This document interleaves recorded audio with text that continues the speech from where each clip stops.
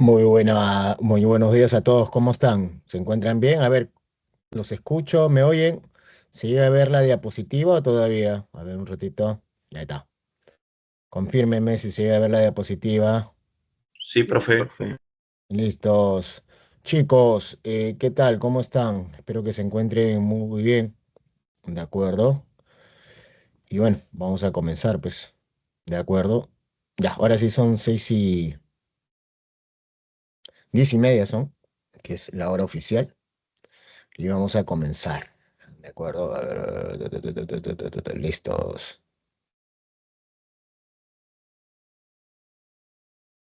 Ya. Bueno, chicos, vamos a comenzar. Hoy ya nos toca hablar, y ya entramos al capítulo de geografía física. Hoy ya tenemos que ver, obviamente, sobre las tres partes de la... Bueno, hoy ya comenzamos a ver sobre las tres partes, en este caso, de la Tierra, ¿no? Lo que sería la geósfera, luego vamos a ver la atmósfera y por último la hidrosfera.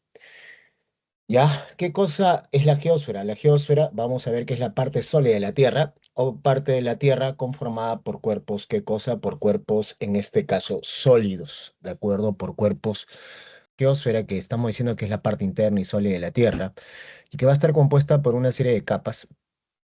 Esto se va a deber a lo siguiente, a que al interior de la Tierra, vamos a ver que principalmente está conformado de qué cosa, está conformado de lo que sería, digamos así, rocas y minerales, que mientras vamos introduciéndonos, estas rocas y minerales van a ir variando, ¿de acuerdo? Van a ir variando en cuanto a la densidad y a la masa, así como otras características.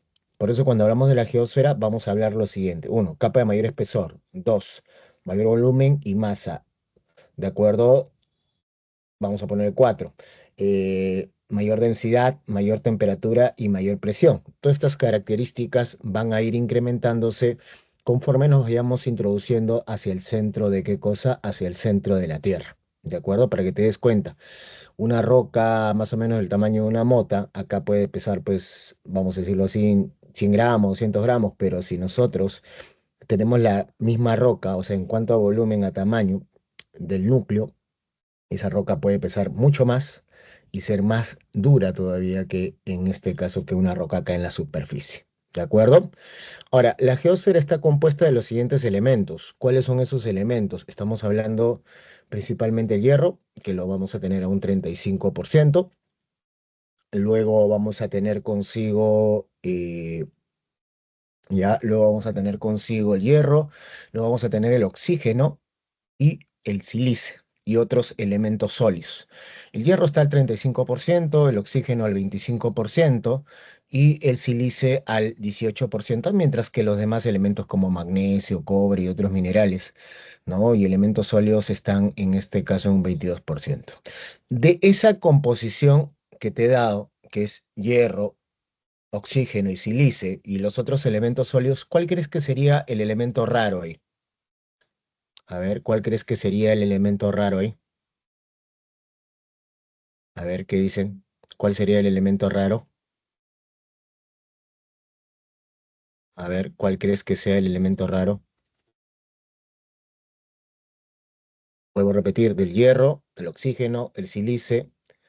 Tenemos obviamente otros elementos, dígase níquel, dígase, no sé, cobre, oro, plata, aluminio, magnesio. ¿Cuál crees que sea en este caso el elemento raro de esa composición? A ver, los escucho o los leo.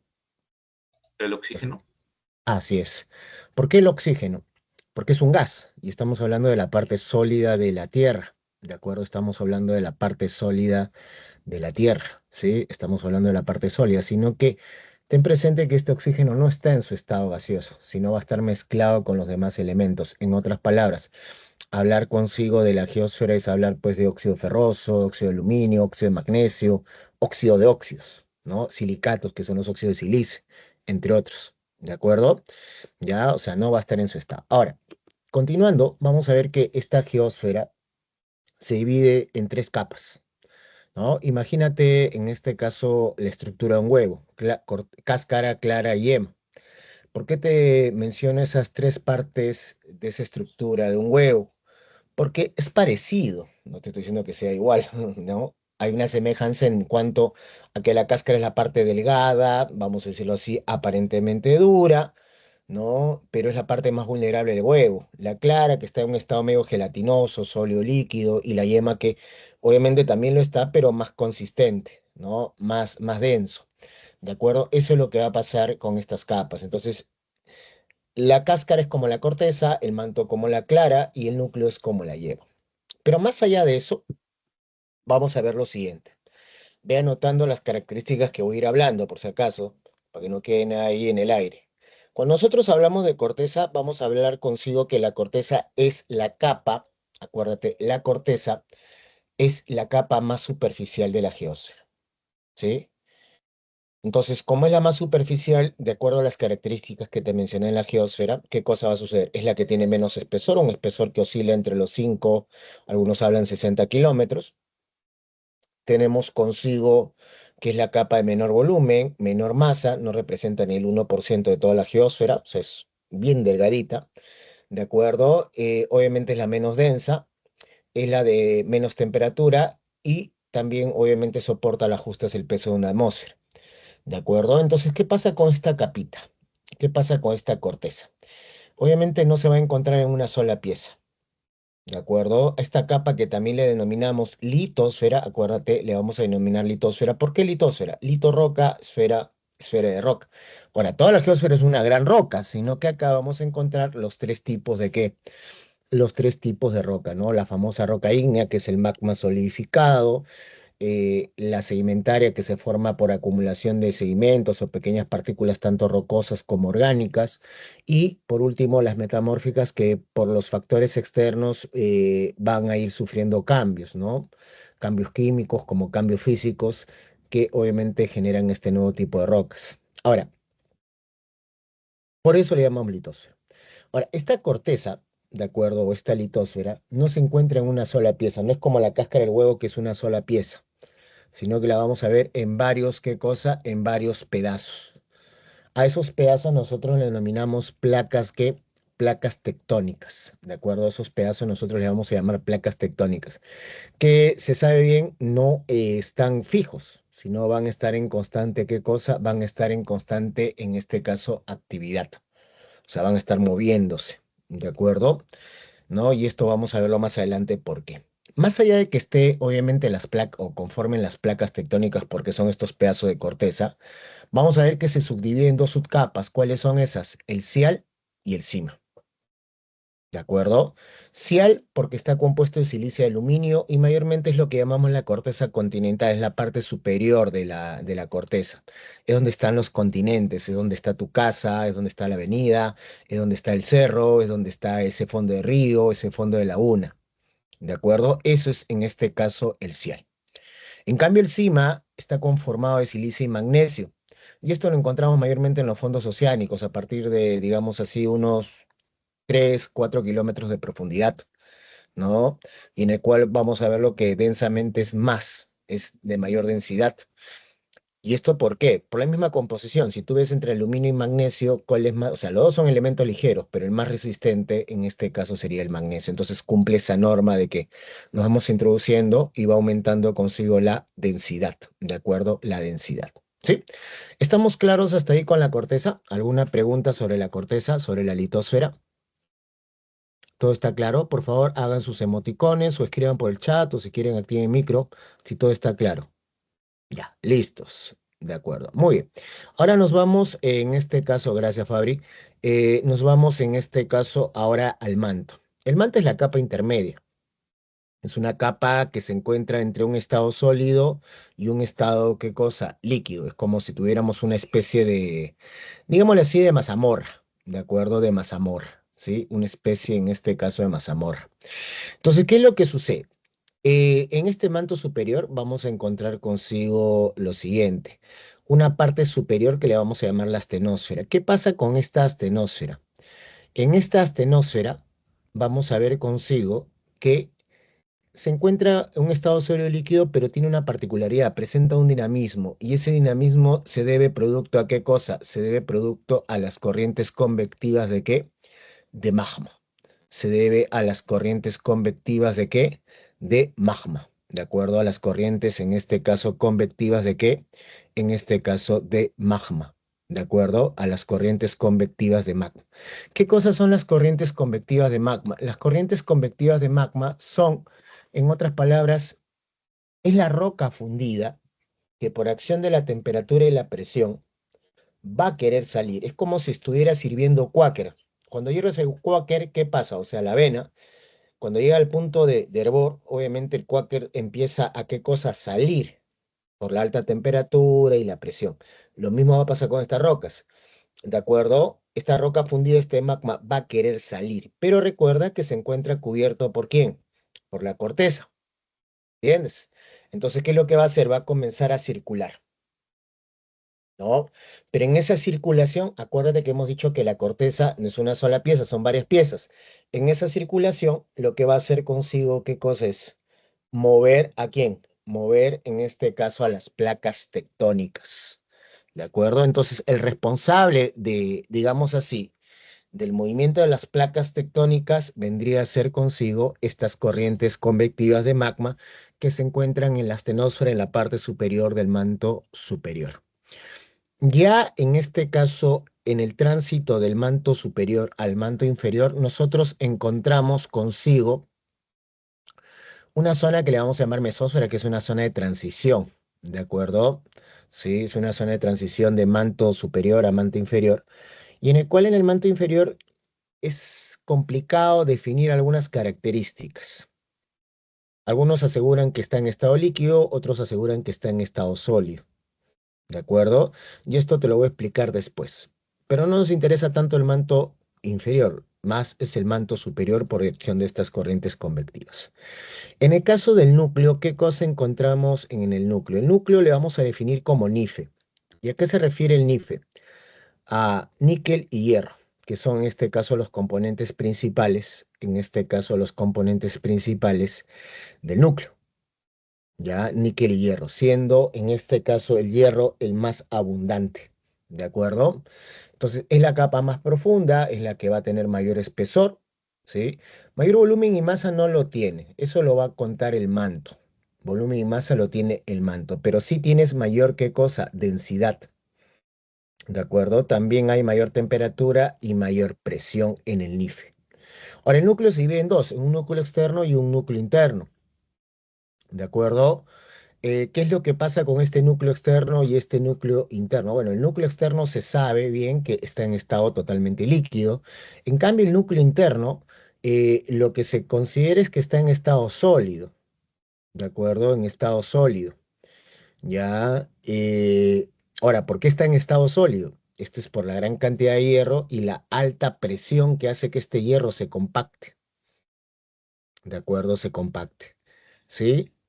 Y por las elevadas temperaturas, en vez de, ¿cómo se dice?, de fundirse, termina compactándose más todavía.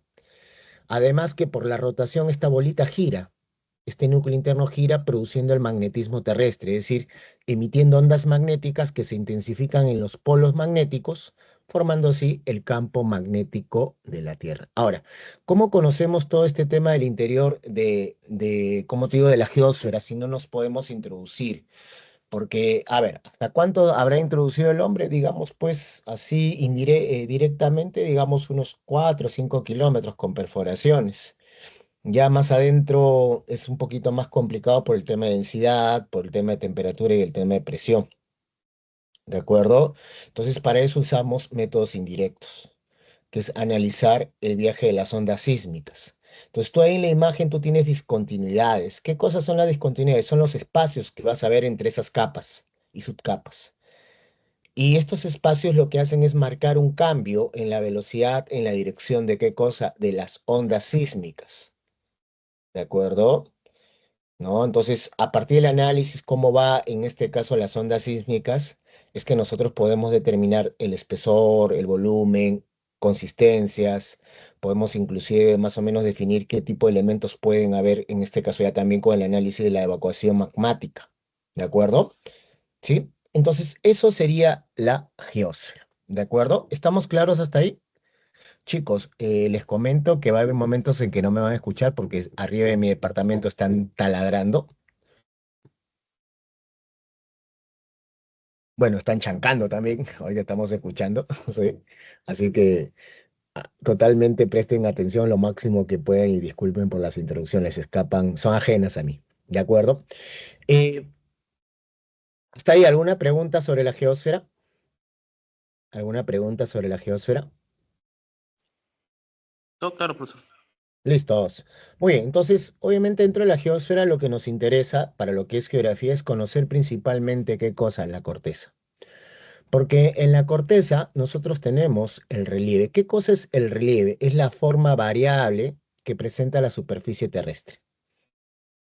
En esta forma variable vamos a encontrar consigo que se generan distintas formas, ¿no?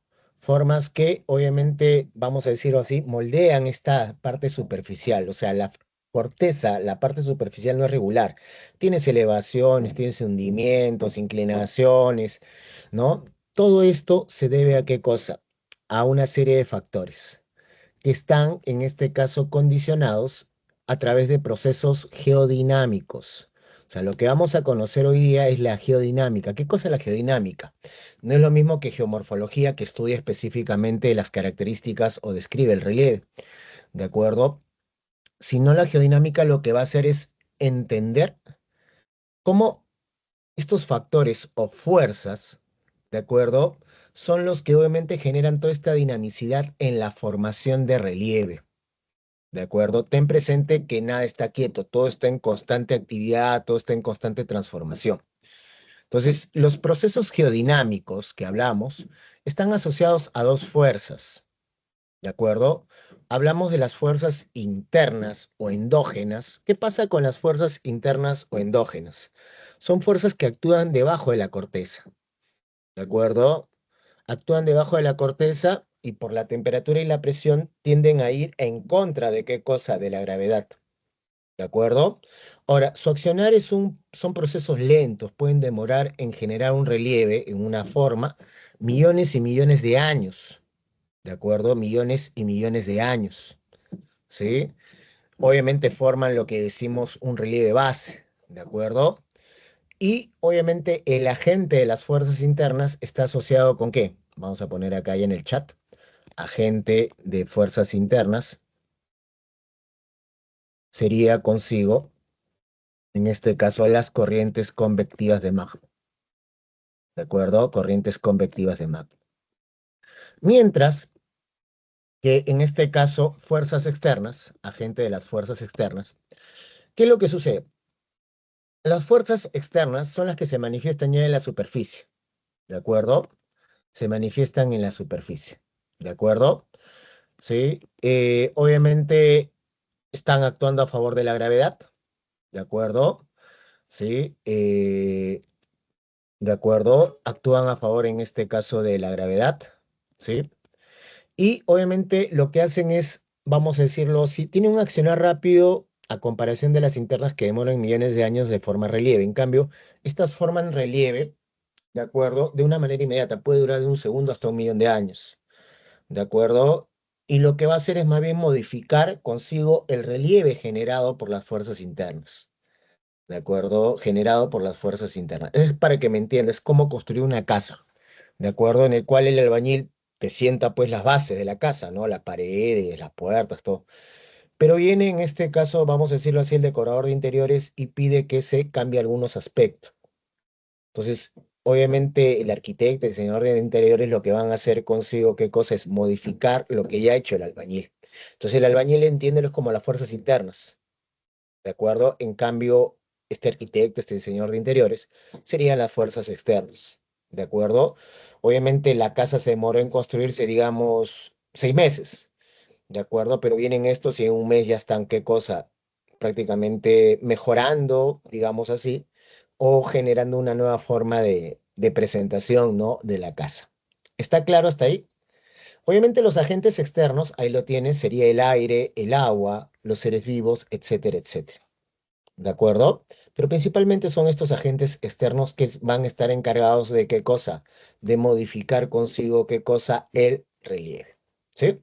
¿Hasta ahí alguna pregunta, hasta ahí alguna duda con el tema de la geodinámica, con este conjunto de procesos internos, externos que forman relieve, que dan la configuración de la superficie. ¿Preguntas, dudas? ¿Está claro ahí con el tema geodinámico? No es lo mismo Profesor, geomorfología. Dime, ¿podría repetir quién va en favor y en contra de la gravedad, por favor? ya, la que va en contra es la interna, debido a la temperatura y la presión que hace que el magma salga. Entonces va en contra, ¿de acuerdo? Y en el caso de las externas van a favor de la gravedad. Entonces, obviamente estas dos fuerzas, por si acaso, están chambeando en simultáneo. No es que primero trabaja uno y después viene la otra, no. Las dos están trabajando en simultáneo. ¿Está claro hasta ahí o no? Muchas gracias, profesor. Listos, continuamos. Y nos vamos a ver en este caso, lo que tú tienes ahí es lo siguiente, la geodinámica interna. Como te dije, es este conjunto de procesos que se manifiestan al interior de la Tierra y que forman en este caso relieve. Dentro de estos dos procesos de geodinámica interna, vamos, o de fuerzas externas, de fuerzas internas, tenemos dos procesos importantes. Escucha bien, diastrofismo, volcanismo. Diastrofismo se asocia al movimiento de las placas tectónicas, que puede ser un movimiento vertical o un movimiento horizontal. Si es vertical, estamos hablando de la epirogénesis. Si es horizontal, estamos hablando de qué cosa? De la orogénesis. ¿De acuerdo? De la orogénesis. Ahora, en cambio, en el vulcanismo, ¿qué cosa tenemos? Es la evacuación del magma, o sea, son estas corrientes convectivas, estos pequeños flujos, ¿de acuerdo? Que llegan a salir a la superficie, pero, escucha bien, lo hacen a través de los volcanes, pero ¿qué pasa en los volcanes? Obviamente vamos a tener manifestaciones al interior de la corteza producto de este vulcanismo, que le vamos a conocer como magmatismo intrusivo. Y el magmatismo intrusivo ya son las manifestaciones que vienen desde el interior y que se van a manifestar, obviamente, en el exterior a través de las famosas erupciones volcánicas. ¿De acuerdo? ¿Estamos ahí claros con las fuerzas internas? ¿Estamos claros con las fuerzas internas, chicos? ¿Estamos claros con las fuerzas internas? ¿Sí? Muy bien.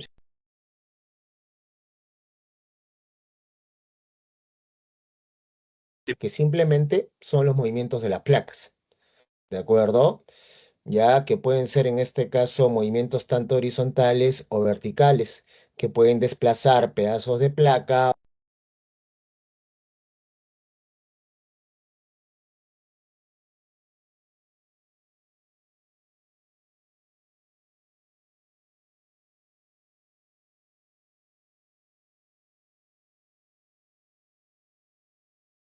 ¿De acuerdo? Son procesos muy lentos, sostenidos y que dan formación a, vamos a decir, continentes, yo diría ampliación de continentes, obviamente algunos escudos y tablas. ¿De acuerdo? Quiero que veas bien esta, no sé si se llega bien a ver esta tablita que es mi control remoto, ¿sí? ¿De acuerdo? No sé si se llega a ver bien, ¿sí? Esta es una placa. Acuérdate que la placa está flotando sobre ¿qué? Corrientes convectivas. Es como si tuvieras esto flotando sobre mazamorra, ¿de acuerdo? Sobre mazamorra, ¿ya? Entonces, ¿qué es lo que va a suceder? La mazamorra va a querer salir, ¿de acuerdo? Va a querer salir, por eso comienza a circular. Pero más allá de eso, de que circule o no circule, lo que va a suceder es lo siguiente. Mira, como te decía, los procesos externos, ¿sí? Los procesos externos, internos están actuando en simultáneo. Entonces, esta parte superior de la corteza se va a ir viendo qué cosa alterada, ¿no? Transformada por los factores externos, los cuales todas estas partículas lo va a ir, ¿qué cosa? Asentando en un lado, ¿sí? Entonces, si yo le pongo un peso a un extremo, por lógica, Arquímedes simple, ¿qué cosa? Un lado se hunde y el otro lado, ¿qué? Se levanta. ¿Está claro? Por un lado se hunde, por el otro lado se levanta, ¿sí? Se hunde, se levanta, ¿sí? ¿Está claro o no? Entonces, ¿qué pasa? Estamos hablando de una placa tectónica, de un pedazo de corteza que está pesando trillones de toneladas. ¿De acuerdo? Entonces, ¿qué es lo que va a suceder? Se va a levantar, ¿sí? Se va a hundir por un lado y se va a levantar por el otro, que es lo lógico. Pero estamos hablando de una placa de trillones de toneladas. Entonces, ¿qué va a pasar con este extremo que se va a levantar? Ah, ¿qué va a pasar con este extremo que se va a levantar? Por acción de la gravedad se va a venir abajo y obviamente la placa se va a partir. ¿Te imaginas Sudamérica partiéndose? O sea, partiéndose justo ahí en la zona sur. ¿De acuerdo? En la zona sur, ¿sí? O sea, se eleva la zona norte, ¿de acuerdo? Sí, sí, se eleva la zona norte, lo que es Colombia, Venezuela, ¿de acuerdo? Y por acción de la gravedad se viene abajo, rajándose y partiéndose, en este caso Sudamérica, por los dos lados. Entonces, quiero que te pongas a pensar el cataclismo que se podría generar, ¿de acuerdo?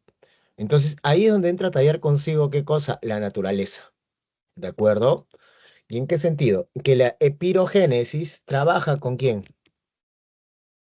La epirogénesis trabaja con la isostasia, ¿de acuerdo? La isostasia. ¿Y qué cosa es la isostasia? Es la tendencia al equilibrio natural, en este caso de las placas. ¿Qué quiere decir?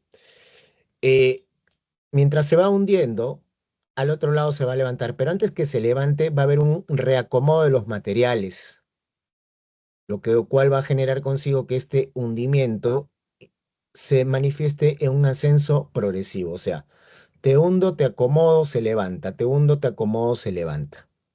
Por eso cuando ustedes vean lo que son los tablazos, como estamos viendo ahí en la imagen, son en este caso estos espacios que ahí te estoy mostrando con el láser, todo esto está debajo del mar, pero ha ido, ¿qué cosa? Emergiendo de una manera lenta, de una manera sostenida y progresiva. Entonces, como te darás cuenta, van a ser como terrazas escalonadas, ¿de acuerdo? Terrazas, en este caso escalonadas, productos de qué cosa? De, obviamente, el reacomodo de estos materiales rocosos, ¿de acuerdo? Y obviamente de la placa. ¿Está claro hasta ahí en tema de la epirogénesis y la isostasia o no, chicos? ¿Estamos claros hasta ahí o no? Con el tema de la isostasia y la epirogénesis, ¿sí? Entonces, ahí tenemos en este caso la isostasia que, como te digo, representa el equilibrio que va a tener en este caso natural las placas, ¿de acuerdo? Como te decía, el principio de Arquímedes que por un lado te hundo y por el otro lado te levanto automáticamente, ¿no? ¿De acuerdo? Pero, ¿qué cosa va a suceder? Eh, el equilibrio es, en este caso, el desplazamiento de qué cosa, de materiales, ¿de acuerdo? Entonces, en la cordillera la corteza es más profunda, obviamente, ¿no? Sí, pero ¿qué cosa? Los materiales van a generar depósitos en un extremo, lo que va a generar este hundimiento y por ende, ¿qué cosa? El acomodo, el levantamiento. Pero antes que se dé el levantamiento, como te digo, los materiales se empiezan a redistribuir, a acomodar, ¿de acuerdo? Para que estos no den grandes saltos laterales, estos grandes extremos que puedan partir la placa y, como te digo, generar cataclismos, ¿de acuerdo? Entonces, ¿estamos claros ahí con la isostasia y la epirogénesis, chicos? ¿Sí? ¿Estamos claros? Muy bien. Vamos ahora al tema de los movimientos orogénicos. En el caso de los movimientos orogénicos, lo que nosotros tenemos es mayormente desplazamiento horizontal de las placas. O sea, ¿qué pasa? La corriente convectiva lleva la placa. Ahora, en esos movimientos horizontales lo que nosotros vamos a tener consigo es lo siguiente. O bien las placas se separan o bien se juntan. ¿De acuerdo? Cuando se separan, ¿qué es lo que nosotros vamos a tener? ¿Qué cosa es lo que nosotros vamos a tener? Que inmediatamente va a salir el magma que tenemos en este caso al interior, pero es un magma que sale a más de 1000 grados y tomas contacto con qué? ¿Tomas contacto con qué? Con la superficie que está a unos 10 a 15 grados. Entonces se produce un cambio brusco de temperatura que genera consigo qué? La solidificación de magma. ¿De acuerdo? Entonces, obviamente esto lo vemos en la zona de separación de placas, donde sale el magma y te forma una especie así de pliegues que le vamos a llamar dorsales.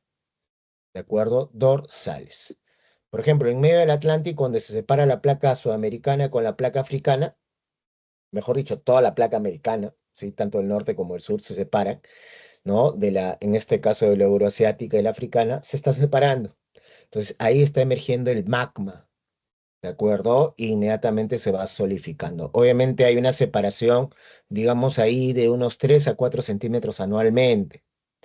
¿De acuerdo? Entonces, obviamente es vamos a decir, un ascenso progresivo, o sea, hasta que salga a la superficie, diría, pues unos cientos de millones de años para que lo veas encima de la superficie, este nuevo pliegue que se va formando por separación de placas. Pero normalmente los relieves lo que vamos a verlo es cuando hay choque, ¿de acuerdo? Y cuando hay choque, lo que nosotros tenemos consigo es la formación de plegamientos y la formación, en este caso, de fallas. ¿De acuerdo? ¿Cuándo es, en este caso, un plegamiento? Vamos a sacar este cuaderno acá. Sí, acá mejor voy a sacar esta libretita. Ya, ahí está.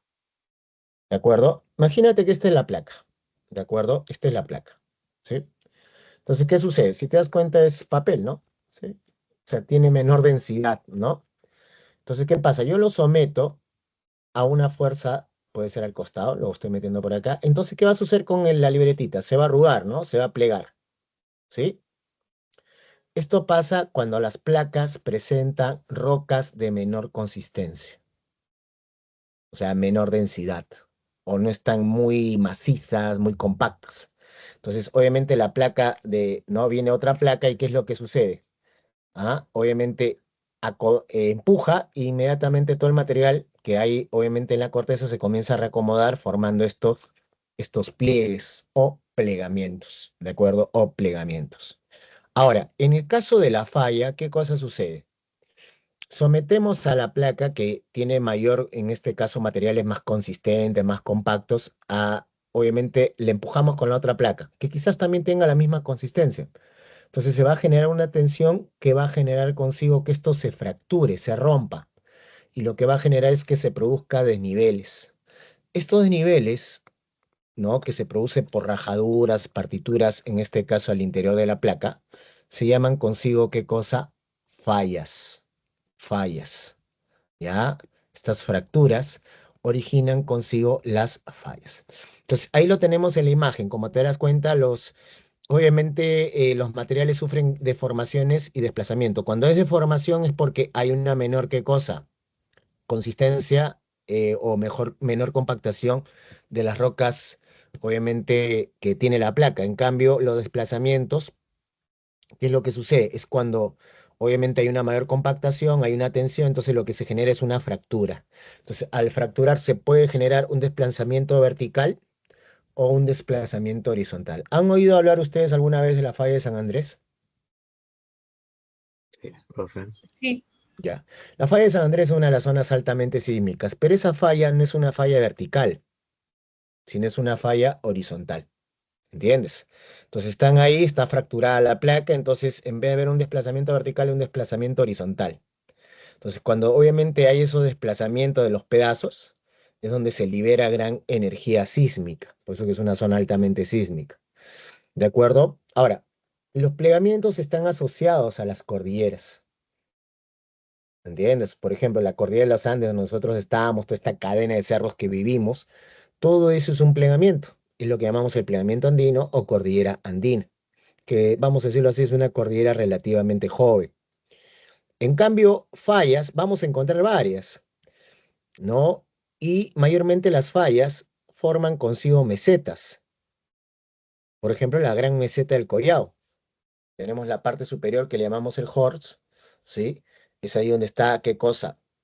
Obviamente la parte superior del pedazo de placa que se ha elevado, pero en la parte inferior, ¿qué cosa sucede? La tenemos cubierta con agua, ¿no? La tenemos cubierta con agua y que obviamente va formando consigo este lago tectónico que le llamamos el lago Titicaca, ¿de acuerdo? Entonces acuérdate, Horst arriba, Graben abajo, ¿no? Entonces ese es un desplazamiento consigo que vertical. ¿De acuerdo? Y en el Perú tenemos pequeñas, en este caso, como te digo, fracturas que obviamente han generado estos desniveles. Como te digo, son procesos que no se dan por separado, se dan en simultáneo. O sea, durante este choque de placas, que es la placa de Nazca con la sudamericana, obviamente se han formado el plegamiento andino, se ha formado consigo un montón de mesetas, e inclusive, como te digo, se están dando los tablazos, e inclusive, obviamente, las fuerzas externas ya están actuando y generando toda esta diversidad de formas de relieve que tenemos en el territorio peruano. ¿De acuerdo? Ahora, esto está asociado a la orogénesis, está asociada, ¿no? Tanto de pirogénesis y orogénesis, así como el mismo vulcanismo está en este caso asociado a la teoría de la tectónica de placas que más adelante lo vamos a conversar. ¿De acuerdo? ¿Hasta ahí alguna pregunta? ¿Hasta ahí alguna duda, chicos? ¿Alguna pregunta, alguna duda?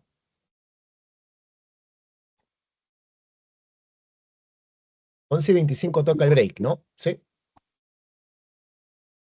Está entendible, profe. Listo. Muy bien, causas. Causitas. Ahí tenemos en este caso que ver un poquito de las teorías sobre los orígenes de los continentes. ¿Qué es lo que sucede? A ver, ¿qué es lo que sucede? Eh, digamos que no ha habido mucho, vamos a decirlo, mucha ciencia para explicar esto de cómo se ha formado esta parte superficial, ¿no? Hasta el siglo XX, ¿no? Entonces, ¿qué es lo que pasa? En 1912, ¿de acuerdo? Y obviamente posteriormente en 1915, Alfred Wegener, este alemán, nos da por primera vez, como te digo, un acercamiento al origen de los continentes, con la famosa teoría de la deriva que continental, ¿de acuerdo? Sí, la teoría de la deriva continental. ¿Qué pasa con la teoría, en este caso, de la deriva continental? Alfred Wegener, ¿de acuerdo? Nos dice lo siguiente, que en el Paleozoico, o sea, vamos a decirlo 250, 200 millones de años atrás, existía un megacontinente, o sea, toda la Tierra, toda la corteza era una sola pieza emergida. Ese megacontinente, ¿cómo se llamaba? Pangea, ¿de acuerdo? Pangea, ya, Pangea, ¿de acuerdo? Que ya para el Mesozoico, esta Pangea se parte en dos pedazos, la Eurasia y Gondwana. La Eurasia, que es el bloque que se va al norte, y la Gondwana es el bloque que se va, en este caso, al sur. ¿De acuerdo? La Pangea, en el Paleozoico, estaba rodeada de un gran mar que se llamaba la Pantalasa. ¿De acuerdo? Que era un océano único, para que me entiendas. Pan todo, Gea, ¿qué cosa? Tierra. Toda la tierra en una sola pieza, rodeada de todo el mar, de acuerdo, de un único mar que era la Pantalasa. Pan todo, Talasa mar. ¿Ya? Pero ¿qué pasa? Para el Mesozoico, o sea, ya 180 millones de años más o menos, a unos datan 250, la Pangea se empieza a fraccionar. ¿De acuerdo? La Pangea se empieza, ¿qué cosa? A fraccionar. Se fracciona en dos, se parte en dos. El bloque del norte es la Eurasia, el bloque del sur, Gondwana. ¿De acuerdo? Ya para el Cenozoico, ¿de acuerdo? Ya para el Cenozoico, o sea, esta última era geológica, ¿qué pasa? La Laurasia se comienza a fraccionar en los continentes como América del Norte, Euroasia, Groenlandia, ¿sí? Mientras que la Gondwana se separa en América del Sur, África, la Antártida, Australia y la India, ¿de acuerdo? Entonces, cuando se empieza a fraccionar, es que ya comienza a darse consigo, pues, obviamente, la configuración actual de los continentes, ¿de acuerdo? ¿Ya? Pero, ¿qué pasa? ¿Cuáles fueron las pruebas que tenía Wegener respecto a esta partición, ¿no? De la Laurasia y la Gondwana o de la Pangea? Obviamente vamos a ver consigo el tema del encajonamiento, o mejor dicho, la coincidencia que tienen consigo que los bordes continentales. Por ejemplo, si tú te das cuenta, la parte oriental de Sudamérica coincide con quién, con la parte occidental de África, ¿de acuerdo? El extremo norte de, en este caso, bueno, lo que es la Groenlandia encajona tranquilamente con América del Norte y Euroasia. La India, cuando se encajona en donde, que estaba abajo, ahora se encajona en el sur de Asia, ¿no?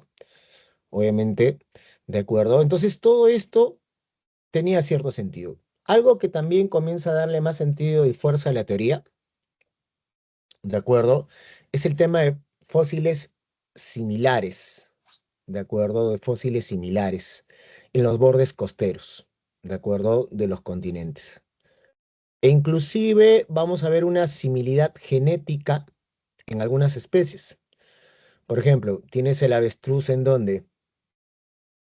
Tienes el avestruz en África y nosotros tenemos el ñandú, ¿no? Que tienen muchas semejanzas, o sea, tú lo ves, parecen, pero en realidad, ¿qué cosa? Tienen características diferentes también porque se han ido adaptando al biotopo. Por ejemplo, el avestruz que corre en un llano tiende a ser más alto, cuello más largo, más delgado, igual que las patas, para poder consigo, ¿qué cosa? Desarrollar altas velocidades y desplazarse en un terreno llano como parte de la zona africana. En cambio, nuestro ñandú o suri, obviamente tiene las patas cortas, un cuello más grueso, igual que las patas, porque obviamente tienes un, vamos a decirlo así, un relieve más agreste. Entonces hay similitudes, ¿no? Inclusive en este caso también de primates. ¿no? Entonces hay coincidencias, ¿no? ¿De acuerdo? Entonces también el tema de las formaciones rocosas que obviamente en los bordes tienen, vamos a decirlo así, semejante antigüedad, ¿de acuerdo? Semejante antigüedad.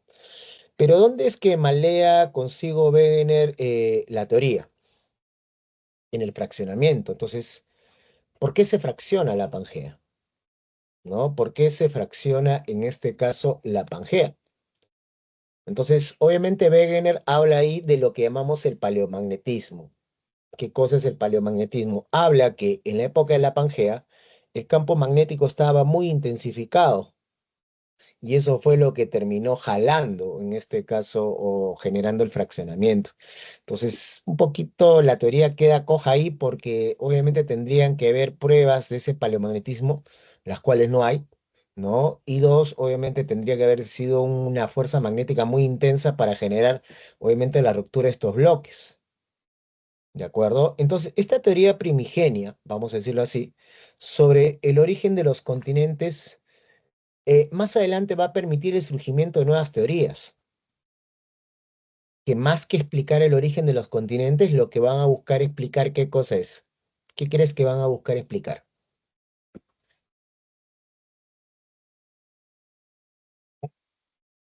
¿En dónde inició la vida? No, sino lo que va a buscar explicar es por qué se fraccionaron, ¿no? ¿Qué es lo que motivó en este caso la ruptura? Es así que más adelante vamos a tener ahí esta teoría de la tectónica de placas, que es, como te digo, la confluencia de las distintas teorías, ¿no? De Harry Hess, de Tuso Wilson, de Morgan Beard, que lo que hacen estas teorías, ¿qué cosa es? ¿Qué hacen estas teorías? Obviamente tratan de explicar el fraccionamiento. Entonces, obviamente, tectónica de placas, que habla de la existencia de placas, era la teoría en este caso de Harry Hess. Obviamente, Beard y Wilson, obviamente, cada uno plantea la teoría de la expansión oceánica y la teoría de las corrientes convectivas, que más adelante la comunidad científica junta todo eso para darle cierta lógica y obviamente quedarse como esta gran teoría de la tectónica de qué? De placas. Profe, ¿Qué tengo una dice? pregunta. Dime. Ah, ¿Los continentes aún se siguen moviendo? O sea, ¿puede haber otra Sí, vez pasar un cambio? sí, sí, y ahí voy a llegar un ratito. Sí, voy a llegar un ratito ahí. ¿Qué es lo que dice la teoría de la tectónica de placas? Harry Hess sustenta lo siguiente, que la corteza terrestre está dividida en varios pedazos. A estos pedazos le llamamos ¿qué cosa? Placas tectónicas. Placas que están en constante actividad, ¿de acuerdo? Y es ahí donde entran las teorías de Tuso Wilson y Morgan Beard, en el cual hablan que estas placas se mueven por acción de las corrientes convectivas, ¿de acuerdo? Entonces, obviamente en la teoría de las corrientes convectivas habla más que todo de la dinámica, ¿no? Que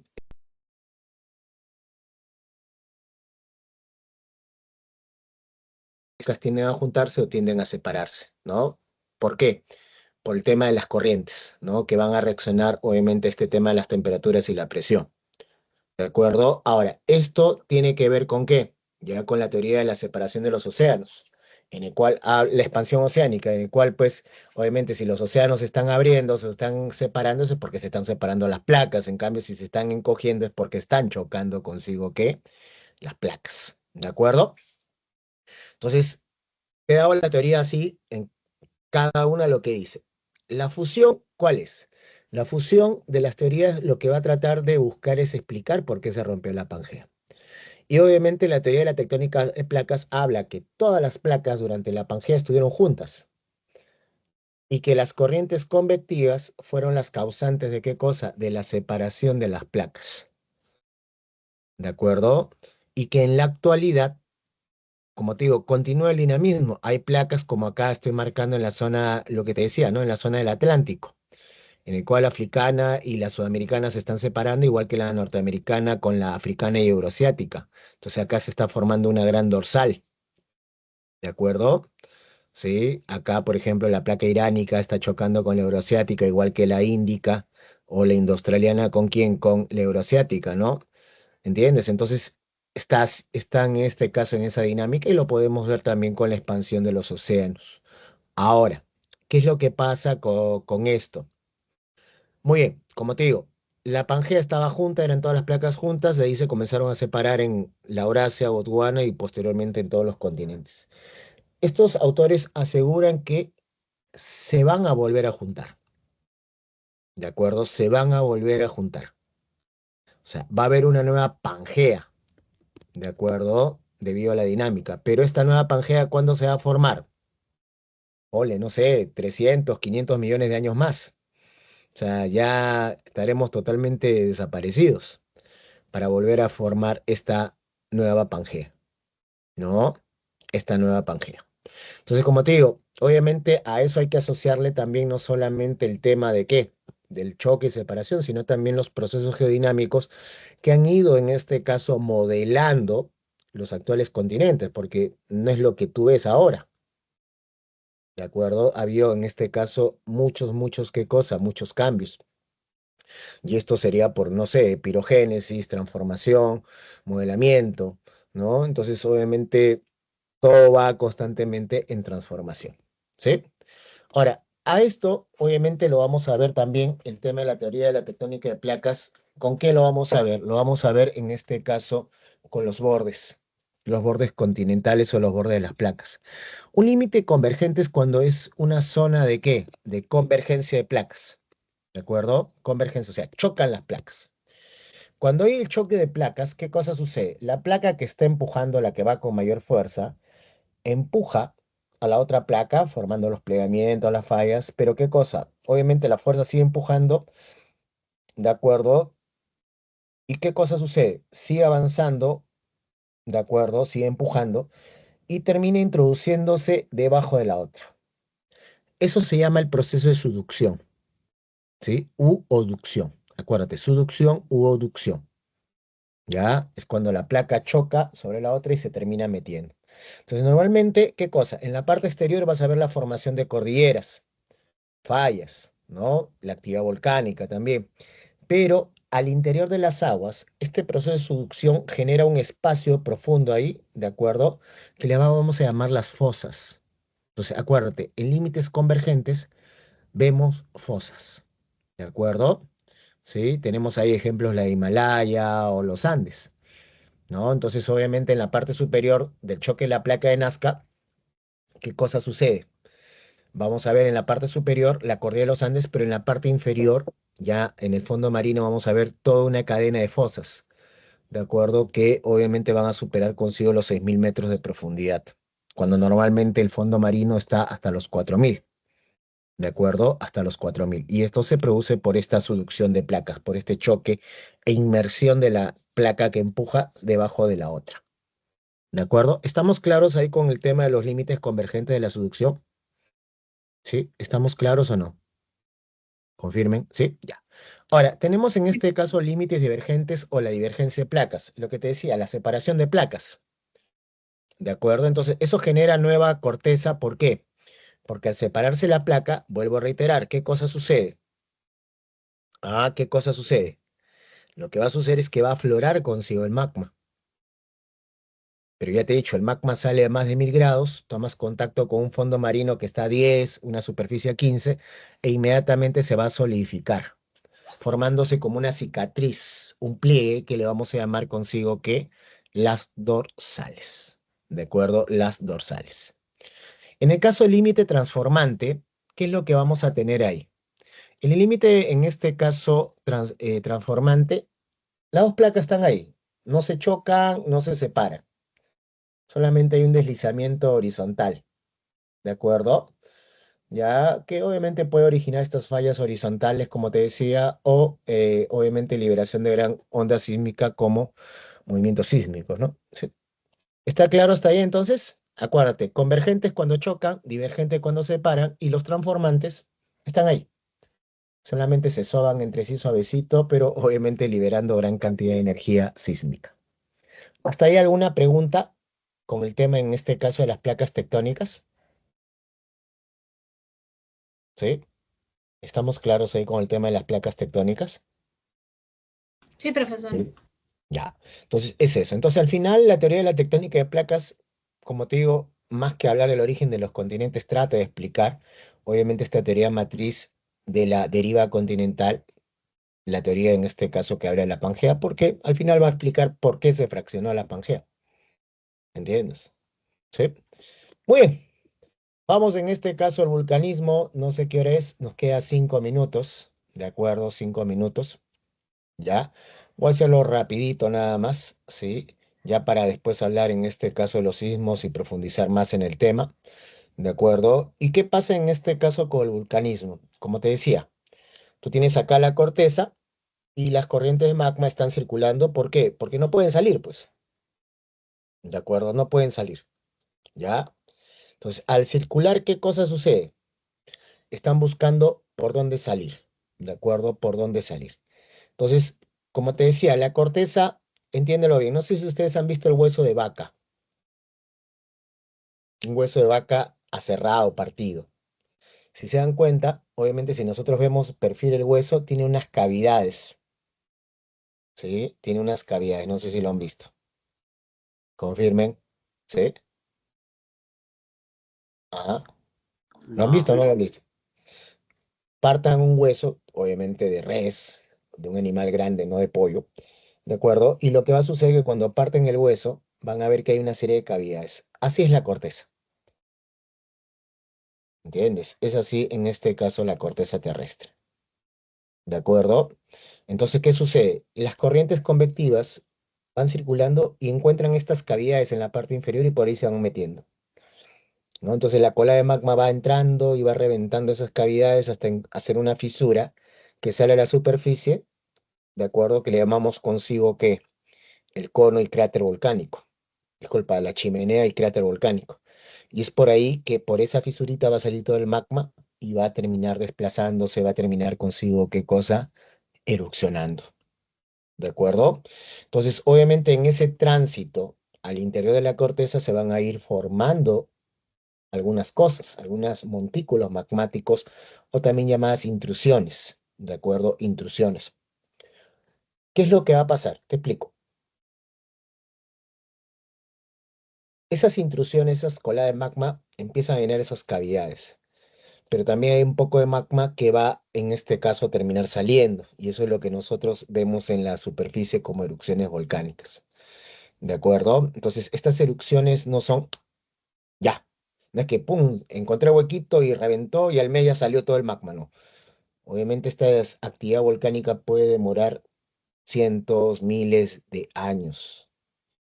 ¿No? Obviamente, para que tengas idea, para que pueda erupcionar un volcán, para que pueda botar la lava, ¿de acuerdo? Mientras tanto, el magma va avanzando, va generando liberación de ondas sísmicas, al interior ya está pasando millones de años para ir, ¿qué cosa? Colocando sus depósitos.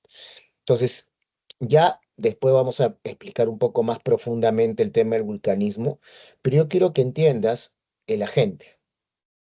¿Cuál es el agente en este caso de, obviamente, de todas estas fuerzas internas? Si te has dado cuenta, son las corrientes convectivas de qué?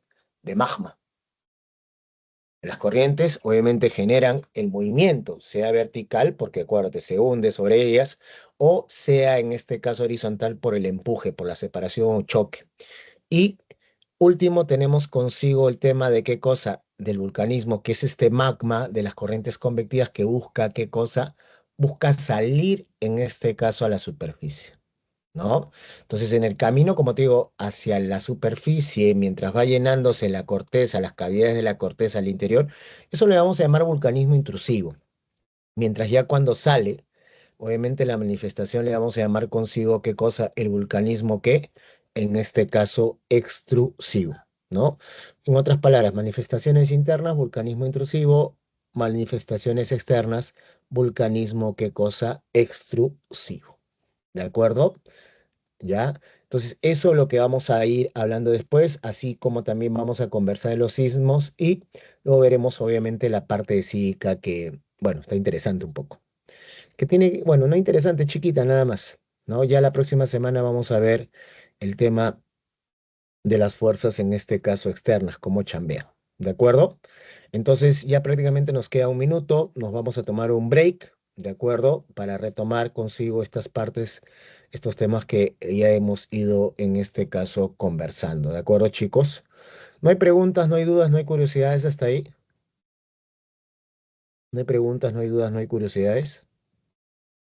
¿Alguna pregunta, alguna duda, alguna curiosidad? ¿Todo claro? Sí. Bueno, Sí, nos profe. queda como 10 segundos, 15 segundos. Ya podemos irnos al break. Nos retomamos en este caso, ¿en cuánto? En 15 minutos. Ya, en 15 minutos la clase. ¿De acuerdo, chicos? Ahí no vieros.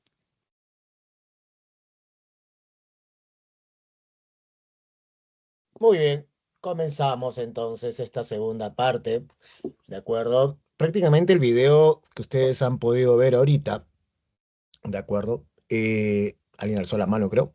Ya, el video que ahorita ustedes han podido ver prácticamente resumen consigo prácticamente lo que estamos viendo. Ahorita tendríamos que continuar, vamos a seguir continuando, vamos a seguir explicando obviamente el tema de vulcanismo y de ahí nos vamos al tema sísmico, ¿de acuerdo? Pero si te das cuenta, prácticamente empezaron al revés, ¿no? Todo esto, ¿no?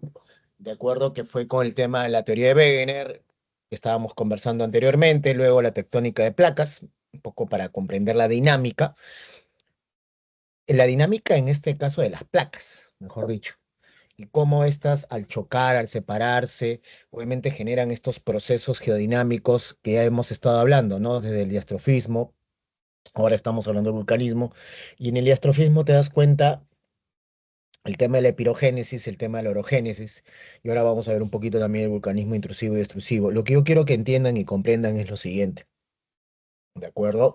Que todos estos procesos están actuando en simultáneo, en conjunto. O sea, no es que primero es orogénesis, después es pirogénesis, no, todo está actuando en simultáneo, sino que en el caso de las fuerzas internas son procesos lentos, progresivos, ¿no? Y que obviamente van a formar todo este relieve y que obviamente pues estamos hablando ya de lo que está dentro de los continentes. Pero si ya lo vemos de manera más global en tema de los continentes, ¿no? Obviamente la teoría de la tectónica de placas habla toda esta dinámica sobre el tema de los continentes y que, como te dije, tuvo su base en lo que decía Alfred Wegener. Continuando con el vulcanismo, como te comentaba, el vulcanismo es el proceso por el cual aflora el magma que proviene del manto hacia la superficie a través de fisuras de la corteza que se llaman consigo volcanes, ¿de acuerdo? Ahora, obviamente vamos a verlo tanto en la zona de divergencia por la separación de placas o en la zona de convergencia donde la placa específicamente, como vimos en el video, en el proceso de subducción, se termina introduciendo debajo de la otra, se empieza a fundir y entonces hay una, vamos a decirlo así, una carga de magma que va a buscar salir, ¿no? Ni bien encuentra estas fisuras, va a terminar saliendo. ¿De acuerdo? Ya cuando el magma está en la superficie, nosotros le denominamos consigo lava. Ahora, el magmatismo intrusivo, como te comentaba, al interior de la corteza, ya es como si fuera un hueso. No sé si ustedes han visto ese viral de esos virales, de esos experimentos, esos hacks, en los cuales en un hormiguero alguien vacía consigo, ¿qué cosa? Aluminio, ¿no? Vacía aluminio líquido, espera que se enfríe, saca y no sé si te das cuenta que hay como una serie de ramificaciones. No sé si han llegado a ver ese hack. ¿Sí? ¿Lo han llegado a ver? A ver, cuéntenme. Ah, Sí, si no profesor. lo busco. ¿Sí? Sí, búscalo, profesor. A ver, Búscalo, vamos a ver. profe, yo no vi. Búscalo, profe. Hasta que ustedes son bien cargosos. Ya, Qué buena aluminio. materia. El Sí, mi internet hermano. americano, qué profe. Pe mano, tranquilo. A ver, aluminio en hormiguero. Vamos a poner. Debe salir así, supongo, ¿no? En hormiguero. Ahí está. Sí, sí sale. A ver, vamos a ver si está el viral. Ahí está. Justo, vamos a ver. Lo voy a poner al toque, ¿ya? Para que lo vea a mano. ¿Ya? Y más o menos para que veas que así es la corteza. O sea, la corteza no es algo macizo, compacto, sino que vamos a tener consigo estas cavidades. A ver, rápidamente. ¿Ya? Ahí me van a estar denunciando que solamente paso videos nomás.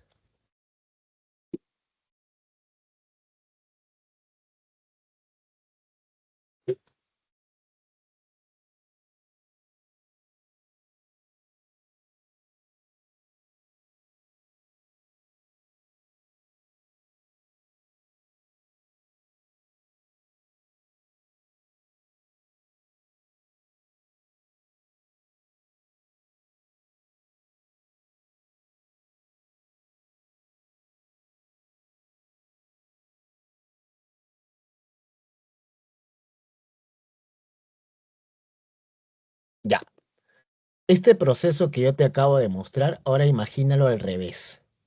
O sea, no en el sentido que ingresa consigo el aluminio al interior, sino que en este caso la lava sale.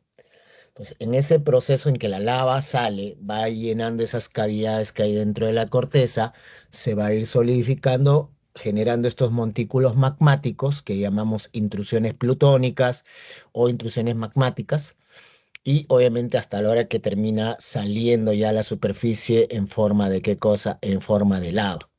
¿De acuerdo? Eh, Estas intrusiones, como ves ahí, también llamadas plutones, hay varias. Tenemos en este caso el batolito, que no lo veo ahí, ¿de acuerdo? Espérate un ratito. ¿Lo han puesto ahí? No, no está. En el caso del batolito es la intrusión más grande, ¿de acuerdo? ¿Han oído hablar ustedes de Churín? Confirmen. ¿Han oído hablar de Churín? Los baños termales de Churín. ¿Han oído hablar de los baños termales de Churín? ¿Sí? No, profe. Y acá nomás No, al norte de Lima, hay en este caso en la provincia de Huaura, la Sierra de Huaura, hay en este caso unos baños termales que son las aguas termales de Churín. Cuando tú vayas a Churín, ¿de acuerdo? Puedes hacer un full day si vives acá en Lima, ¿de acuerdo? ¿Qué cosa sucede? Te das cuenta que alrededor no hay volcanes. Y la pregunta es, si no hay volcanes, ¿cómo puede haber aguas termales? La situación es que no hay consigo, ¿qué cosa? No hay consigo volcanes, pero hay aguas termales por el siguiente motivo. Debajo de nosotros tenemos un gran batolito, una gran intrusión magmática que viene del sur de Trujillo hasta el norte, hasta el sur de Ica. Eso es lo que llamamos el batolito costanero. Entonces, ¿qué pasa? La napa freática, depósito de agua subterránea, justo en la parte donde está Churín, el batolito está más sobresalido. Entonces, como está más sobresalido, ese calor calienta esas aguas de la napa freática, produciéndose esos baños termales de Churín. ¿De acuerdo? ¿Entiendes? Ya, entonces eso es lo que sucede. ¿De acuerdo? Entonces el batolito, como te das cuenta, puede ser miles de kilómetros cuadrados de extensión. Mientras que el acolito son intrusiones pequeñas. ¿De acuerdo? Son en este caso intrusiones pequeñas que en algunos casos pueden sobresalir a la superficie generando estos cerros en forma de domo. Tenemos los sills, que son esas intrusiones alargadas, horizontales. Tenemos los diques cuando el magma se solidifica, qué cosa, toda la chimenea. Tenemos lopolitos, aerolitos, o sea, más que todo, la intrusión va a tener su nombre debido tanto a la forma y al tema de la extensión. Recuerda, la más grande el vato y la más chiquita son los lacolitos, ¿de acuerdo? Esto es lo que se forma al interior de la corteza. Entonces, cuando el magma en su camino hacia la superficie llega ya a vamos a decirlo así, a la superficie, ya genera una serie de manifestaciones externas, como por ejemplo, empecemos primero con el aviso. El aviso son en este caso, ¿qué cosa? Las nubes de qué? Las olfataras, las fumarolas. ¿De acuerdo? Nubes en este caso cargadas de gases altamente tóxicos y que en algunos casos obviamente bota pequeñas partículas como las cenizas, que es prácticamente el polvo quemado, vamos a decirlo así, que sale, pues, ¿no? En algunos casos, ya y principalmente cuando hay erupción, te bota gotas de lava que se llaman consigo, ¿qué cosa? Piroclastos. Ahora, dependiendo si en la chimenea cerca al cráter ha habido como una especie de corcho, de bloqueo o dique, y de acuerdo a la cantidad y fuerza, esto puede reventar generando bombas, ¿de acuerdo? Para que me entiendas. Cenizas son partículas finas, ¿de acuerdo? Los piroclastos son gotas, para que me entiendas, como el tamaño de tu móvil. Imagínate eso cayendo del cielo, pero obviamente 800, 700 grados, a ver, cabecéalo, ¿no? Y las bombas ya son en este caso más grandes. Ahora, lo que estábamos hablando en el caso de Churín, las fuentes, ¿qué cosa? Las fuentes termales y los géiseres, que son en este caso los volcanes de agua, ¿de acuerdo? En el tema de los géiseres, de las fuentes, disculpa, las fuentes termales, como te digo, son depósitos de agua subterránea de la napa freática que está cerca a zonas volcánicas o de una manifestación volcánica que se calienta y obviamente empieza a aflorar. Ahora, cuando está muy cercana y dependiendo de la cavidad, ya, ¿qué sucede? El agua se va a sobrecalentar en determinado momento, además el calor del día, entonces va a ser como un volcán de agua. Ese volcán de agua es el geyser, ¿no? Que son afloramientos de agua subterránea, que debido al calor, a la presión, buscan salir en chorros, ¿no? En chorros. Normalmente, pues, si tú te vas a Arequipa, vas a encontrar bastantes géiseres, ¿no? Que, bueno, ¿cuántos estarán? Déjame decirte, a ver, estarán pues a unos 2 metros de altura como máximo, y el agua, eso sí, no se te ocurra bañarte ahí porque obviamente está a 70, 80 grados de temperatura, ¿de acuerdo? Y después de toda esa jarana, como te digo, la fumarola, la solfatara, las aguas termales, los piroclastos, las cenizas que van saliendo de estas nubes, obviamente ya viene la evacuación progresiva y lenta, en este caso del magma, que se va a llamar lava. ¿De acuerdo? ¿Estamos claros ahí entonces con el vulcanismo? ¿Alguna pregunta, alguna duda? ¿Alguna pregunta, alguna duda ahí con el vulcanismo? ¿Listos? Y bueno, vamos a hablar en este... Listo, perfecto. Vamos a hablar de los sismos o seismos. ¿De acuerdo? Vamos a hablar de los sismos o seismos. Estábamos 2:35, ¿no? Sí, ya. Me quiero ir, tengo que jugar pelota hoy día. Bueno, ¿qué cosa es en este caso un sismo? Simplemente es la liberación de energía de la corteza. ¿De acuerdo? Sí, o sea, es esta energía mecánica que se da producto sea del vulcanismo o del diastrofismo. ¿De acuerdo? Por el diastrofismo estamos viendo la liberación consigo de qué cosa, de energía mecánica o energía sísmica, producto por el movimiento horizontal o vertical, por el choque de placas. ¿De acuerdo? Y en el caso del vulcanismo, obviamente todo el desplazamiento de magma, acuérdate, toda la cantidad de magma que tiene que salir por un huequito, ¿entiendes? Entonces va a generar consigo toda esta serie de qué cosa, de vibraciones, ¿de acuerdo? Va a generar toda esta serie de vibraciones, ¿sí? Ese es un sismo.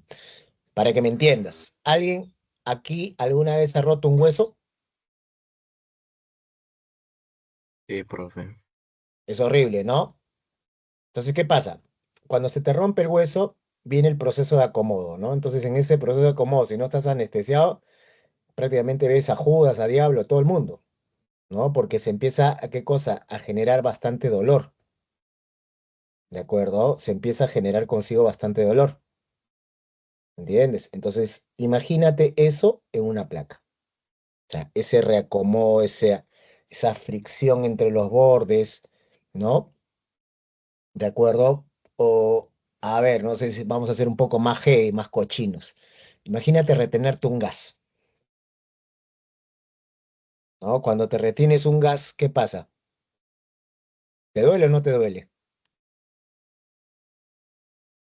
Sea por donde lo quieras sacar. ¿Duele o no duele? Empiezas a sentir un dolor en el estómago, ¿no? Entonces, y eso es una liberación de qué cosa? De ondas nerviosas. Lo mismo pasa en la corteza, ¿no? Cuando se contiene todo el tema de la lava o en este caso hay estos choques, ¿de acuerdo? Entonces, más allá de hablar de esto, acuérdate que hay dos causas, dos tipos de causas en los sismos. Como te digo, puede ser por diastrofismo, también llamado tectonismo, que es separación o choque de placas, o por una falla, que es la ruptura de estas placas, o puede darse por vulcanismo, que es en este caso durante el proceso de evacuación. Ahora, ¿qué es lo que va a pasar? ¿De acuerdo? ¿Qué es lo que va a pasar en el caso de los sismos? Lo que nosotros nos vamos a concentrar en los sismos es en cómo se produce y principalmente las partes. ¿De acuerdo? Vamos a empezar con un sismo de origen tectónico, ¿ya?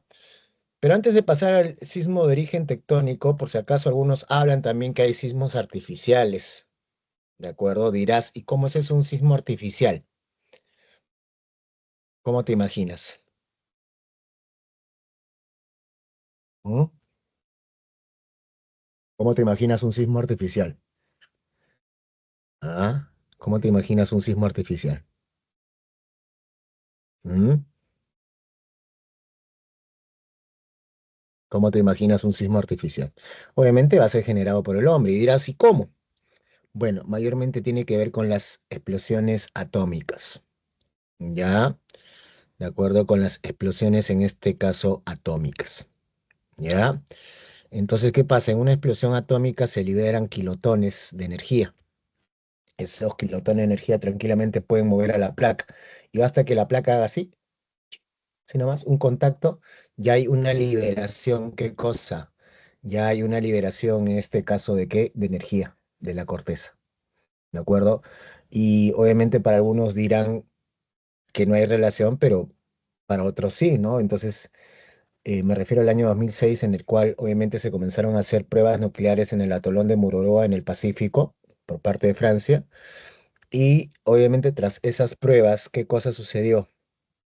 A los días se da un sismo fuerte en Nazca, ¿no? En Nazca. Entonces, obviamente algunos dicen no hay coincidencia, otros que sí, ¿no? Pero los que dicen que sí, obviamente hablan de estos sismos artificiales, ¿de acuerdo? Pero bueno, en el caso del tectonismo, ¿qué cosa sucede? Vamos a ver en este caso, como ves acá, por un choque de placas o por un desplazamiento de las placas. La zona de contacto, la zona donde se produce el sismo, se va a llamar el hipocentro, ¿de acuerdo? El hipocentro, ¿sí? El hipocentro. Es la zona de contacto, es la zona de producción del sismo, ¿de acuerdo? La zona de contacto, la zona, en este caso, de producción del sismo. Inmediatamente cuando hay el choque o el desplazamiento del hipocentro se liberan ondas sísmicas, ¿ya? Ondas sísmicas, ¿de acuerdo? Las cuales se intensifican o manifiestan en la superficie en el punto que se llama el epicentro, ¿de acuerdo? El epicentro, ¿sí? El epicentro, ¿de acuerdo? Se llama epicentro, ¿de acuerdo? Se llama consigo epicentro. ¿Ya? Para que te des cuenta, es como el apéndice que está en la parte inferior de, ¿no? Del abdomen, parte inferior derecha, cuando se inflama, se infecta, empieza a manifestarse ahí su hipocentro, pero en realidad el dolor puede ser desde la boca del estómago hasta el otro extremo, ¿entiendes? Donde tú sientes el dolor, donde se manifiesta. Entonces, ese acto reflejo es producto de qué cosa? Los impulsos nerviosos que salen desde el apéndice, en este caso enferma, hasta estos puntos de manifestación. Es lo mismo que pasa con un sismo. El hipocentro es donde se produce, pero el epicentro se manifiesta. Entonces, la zona de contacto, lo que genera, obviamente, estos dos puntos de contacto va a ser consigo la liberación de ondas sísmicas. Ahora, hay tres tipos de ondas sísmicas. Tienen las ondas P, las primarias, que son las más rápidas, las que pasan por todo tipo de material, son las que inmediatamente salen del hipocentro. ¿Sí? Las que viajan, ¿de acuerdo? Luego vienen consigo, como te digo, las ondas secundarias, ¿sí? ¿De acuerdo? Que ya son más lentas y están atribuidas más con el tema de qué? Las réplicas sísmicas. ¿Y las superficiales cómo son? Bueno, salen las ondas así rápidamente verticales, llegan a la superficie y se manifiestan de manera horizontal, ¿no? Desde el epicentro hacia los costados. ¿Cómo se manifiesta? Dependiendo del suelo, pues puede ser de manera ondulante o vibratoria, dependiendo, como te digo, la consistencia del suelo. ¿De acuerdo? Dependiendo de la consistencia. Si es un suelo arenoso, por ejemplo, terroso, puede ser ondulante, ¿no? Pero si es un suelo más macizo, puede ser en este caso vibratorio. ¿De acuerdo? ¿Está claro ahí los tres tipos de ondas o no? ¿Estamos claros con los tres tipos de ondas? Acuérdate, lo primero que sale son las primarias y se manifiestan en el epicentro, se liberan de manera horizontal las ondas Rayleigh, de acuerdo, superficiales. Y después de eso viene consigo qué cosa, ondas más lentas, ya de una menor intensidad, que pueden ser consigo las réplicas, vamos a decirlo así, ¿no? Que ya son sismos de menor qué cosa, menor intensidad. Ahora, hay tres escalas sísmicas. Primero, el instrumento que lo mide, ¿cómo se llama? ¿Cómo se llama el instrumento que registra los sismos? ¿Sismógrafo? Sismógrafo, muy bien. Que antiguamente era una varilla, ¿no? De una gran extensión que se metía al interior del suelo y esta varilla iba a estar conectada con ¿qué? Con una aguja fina. Entonces, de acuerdo a las vibraciones del suelo, la aguja iba a vibrar. Entonces, cuando venía un sismo, la vibración pues era más larga de la aguja, pues, ¿no? ¿De acuerdo? Entonces, a partir de eso, nosotros tenemos en el sismógrafo tres escalas que vamos a establecer. Primero, la escala de Richter, o también llamada escala de magnitud local. ¿De acuerdo? Magnitud en este caso local. La escala de Richter es se refiere a la cantidad de energía liberada por el sismo. Es una escala que va del 1 al 10. ¿De acuerdo? Normalmente el ser humano llega a percibir de 3,5 hacia adelante. Normalmente la mayoría a partir de 4, ¿no? Pero de 3,5 ya son las personas ultrasensibles, ¿no? Hay animales que obviamente te pueden registrar, obviamente, una escala menor a 3,5, ¿no? Y obviamente ya pueden en este caso estar preparados. ¿De acuerdo? Ya, entonces es eso, ¿no? Es una escala que va del 1 al 10 y como te digo, mide la energía liberada desde el foco o el hipocentro. ¿De acuerdo? Ya. Ahora tenemos la Mercalli modificada. Escala Mercalli modificada lo que te va a medir qué cosa es, la intensidad, que en cristiano es el daño ocasionado. Es una escala que va del 1 al 12 y que obviamente esta escala de Mercalli pues va midiendo pues, por ejemplo, si solamente fue una vibración, si ya comienza a caerse las paredes, si ya comienza a haber muertos, si ya comienza a haber edificios caídos. Ya las extremas obviamente hablan consigo de rajadura de pista y afloramiento de magma, ¿no? Obviamente en el caso de Richter del 1 al 10 y en el caso de Mercalli del 1 al 12 ya 10 y 12 pues nadie la cuenta, pues, ¿de acuerdo? Nadie te la va a contar. ¿De acuerdo? Ahora, profe, ¿y qué cosa es esa magnitud de momento? Es una escala más precisa, ¿de acuerdo? Como te digo, lo que nosotros tenemos con Richter es la cantidad de energía liberada en ese momento, en ese instante, en ese punto. Pero ya si nosotros queremos precisar en realidad cuánto fue, nosotros lo que hacemos es, en este caso, pedir información de qué cosa, de varios sismógrafos. Por ejemplo, si fue en Lima, entonces le pedimos información a Santiago, le pedimos información a Guayaquil, en este caso a Sydney, a Tokio, para que nos digan pues cuánto es lo que registraron ellos. Y a partir de ahí se establece un promedio y esa es la escala de magnitud de momento, que como te digo es una escala más precisa, ¿no? Por ejemplo, en el año 2007, cuando fue el sismo de Pisco, obviamente todos hablan de 8,4, ¿no? Pero de ahí, obviamente ya cuando saca la escala modificada de momento, escala de momento, disculpa, obviamente nos da consigo 7,9. ¿De acuerdo? 7,9. ¿Sí? Entonces, ¿qué cosa es un tsunami? ¿Qué cosa es un tsunami?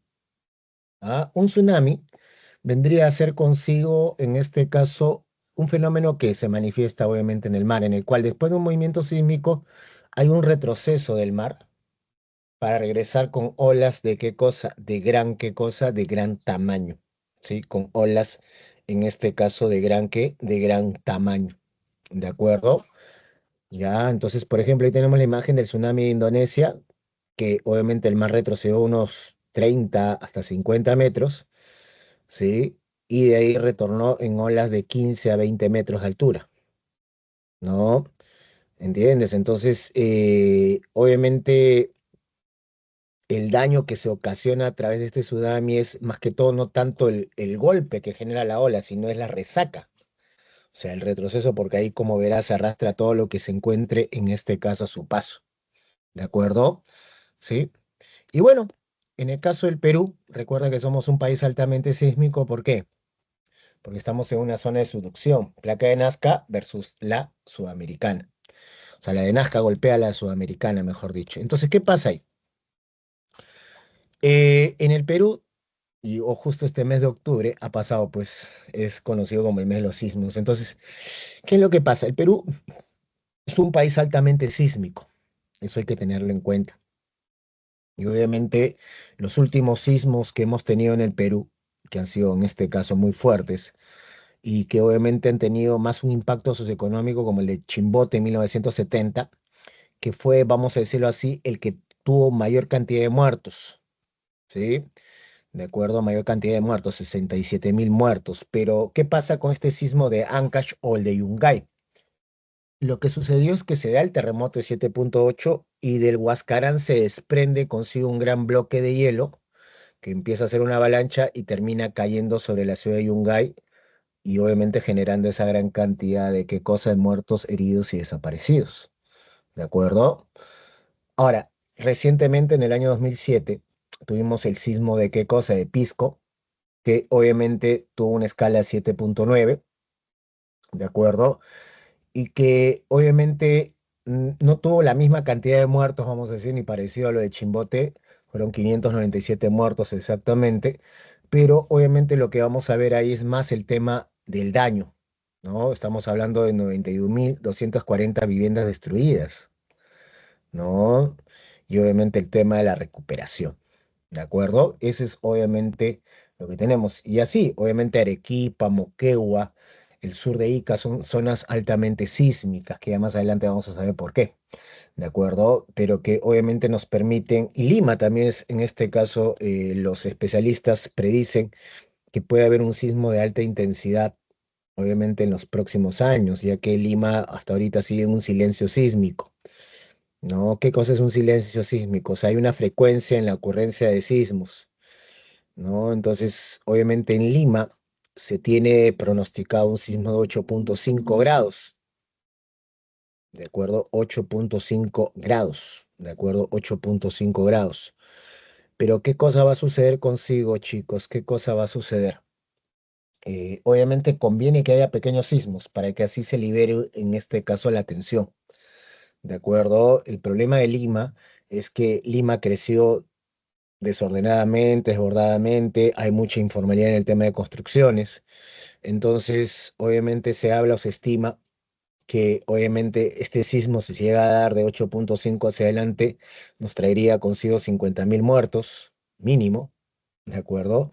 Y obviamente también tendríamos consigo el tema de qué cosa, de obviamente más del 60% de viviendas destruidas, ¿de acuerdo? En Lima. Obviamente ni que hablar del tema de damnificados y el tema, en este caso, de nuestra reconstrucción, demoraría más o menos más de 10 años y nos costaría más de 80.000 millones de dólares. ¿De acuerdo? Esperemos que no, Said. ¿De acuerdo? Entonces eso, entonces por eso, ¿qué cosa tenemos que tener en cuenta? Mira, si tú vives en una zona altamente sísmica, bueno, no vives en una zona. Lo que se tiene que hacer antes es primero lo siguiente, ahí te voy dejando las claves, ¿ya? Es lo siguiente. Primero, tienes que hacer una evaluación de tu casa y comenzar a trabajar con un ingeniero el tema de reforzamiento de los cimientos. Volver tu casa, en este caso antisísmica. Así estés en el cerro o estés en el llano. Segundo, obviamente empezar ya a trabajar el tema de simulacros, ¿no? Lastimosamente, no se hace o no se toma en serio el tema de los simulacros, ¿de acuerdo? Acá en nuestro país, pero debería tomarse más en serio. ¿De acuerdo? Porque es, como te digo, estar preparados ante esta posible situación, ¿ya? Tercero, obviamente, coordinar con la familia, ¿no? Coordinar con la familia en el sentido, uno, de tener en casa una mochila de seguridad, que tenga abrigo, que tenga, en este caso, alimentos no perecibles que te puedan aguantar, en este caso, mínimo unos 3, 4 días, hasta que obviamente Defensa Civil se acuerde de ti. ¿De acuerdo? Eso es lo que tenemos que tener el antes. El durante, lo que tenemos que hacer durante es simplemente mantener la calma. ¿De acuerdo? Es mantener consigo la calma. Ya, en ese momento trata de respirar hondo, cierra un poco los ojos, cálmate. Sé que obviamente es una cuestión que puede ser un sacudón o puede ser una vibración que puede durar más de un minuto, pero en ese momento tú tienes que ser lo más frío posible y tratar de salir o evacuar lo más tranquilamente posible. Mayormente la muerte en sismos no es porque obviamente se te ha caído el techo, se te ha caído la pared, sino el 65% de las muertes es producto del pánico, gente. En el caso de las chicas, grita una, gritan todas, ¿de acuerdo? Y lo peor que no saben por qué, ¿de acuerdo? En el caso de los chicos, no gritamos, pero salimos disparados y en ese disparar, ¿qué cosa? Terminamos empujando, pisando a alguien. ¿Entiendes? Entonces, eso obviamente lo que genera consigo, obviamente, el tema del pánico. Entonces, tratar de controlar eso. Por eso son importantes los simulacros. Ya después, ¿qué cosa tenemos que hacer? Después que estamos en la ruta de evacuación, ¿de acuerdo? En la ruta de evacuación, en la zona de evacuación, mejor dicho, sí, en la zona de seguridad, ¿de acuerdo? En la zona de seguridad, mejor dicho, ¿qué cosa tenemos que hacer? Esperar.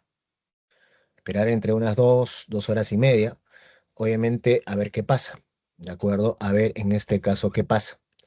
Sí, y obviamente no tratar de qué cosa, de ingresar obviamente a las zonas en este caso vulneradas. ¿Por qué? ¿Por qué no ingresar a estas zonas en este caso vulneradas? porque obviamente no sabemos qué puede pasar. Puede haber un vidrio roto, puede haber una réplica y en ese momento ese vidrio sale como una lanza y te corta la cabeza, se te puede caer un pedazo de techo, puede haber un cortocircuito. Entonces lo más recomendable, chicos, es esperar 2 horas, 2 horas y media y ahí recién entrar y sacar en este caso lo necesario, ¿de acuerdo? Lo necesario, ¿no?